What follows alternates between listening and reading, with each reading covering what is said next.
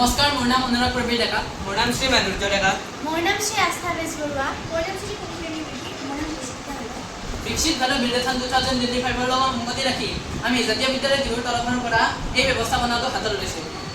আপোনালোকে জানে যে ৱেষ্ট মেনেজমেণ্ট আমাৰ ৰাজ্যৰে নহয় গোটেই ভাৰতৰে এটা জ্বলন্ত সমস্যা হৈ পৰিছে। এই সমস্যাৰ সৈতে যুঁজিবৰ বাবে আমি এই ব্যৱস্থাপনাটো হাতত লৈছোঁ। 2017 চনৰ পৰ্যবেক্ষণৰ পৰা দেখা গৈছে যে অসমৰ কেইবাখনো জিলাত ৱেষ্ট পলিউশ্যন দেখা গৈছে। ৱেষ্ট পলিউশ্যনৰ ভিতৰত আমি 5খন জিলাৰ নাম ল'ব পাৰোঁ। ক্ৰমে কামৰূপ মেট্ৰপলিটান, ডিব্ৰুগড়, উত্তৰ লখিমপুৰ, যোৰহাট আৰু শোণিতপুৰ। আপোনালোকে দেখা পাইছে যে আমি 4টা ডাষ্টবিন লৈছোঁ। প্ৰথমটো হৈছে মেটেল ৱেষ্ট। মেটেল ৱেষ্টৰ পৰা আমি মেটেলবোৰ কালেক্ট কৰি পেলাই গলনাংক প্ৰক্ৰিয়াত মেটেলবোৰ পুনৰ ব্যৱহাৰ কৰিব পাৰোঁ। নেক্সট হৈছে অৰ্গেনিক ৱেষ্টৰ কাৰণে। অৰ্গেনিক ৱেষ্টটো চিধা গেছ প্লেণ্টত যাব। গেছ প্লেণ্টৰ পৰা বায়'গেছ উৎপন্ন হ'ব। বায়'গেছটোত মেইনলি থাকে মিথেন অৰ্থাৎ CH4।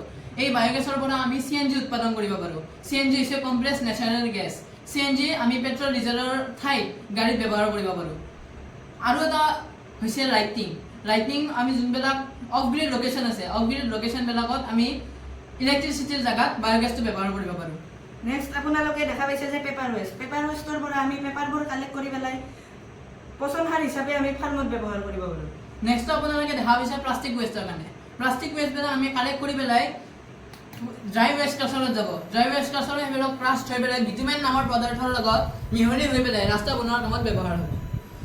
এই গোটেই প্ৰজেক্টটো হৈছে এটা ইন'ভেটিভ প্ৰজেক্ট। চৰকাৰে যদি এই প্ৰজেক্টটো কাৰ্যকৰী কৰে তেতিয়াহ'লে আমাৰ ৰাজ্যই নহয় গোটেই ভাৰতৰে প্ৰভূত উন্নতি সাধন হ'ব। ধন্যবাদ।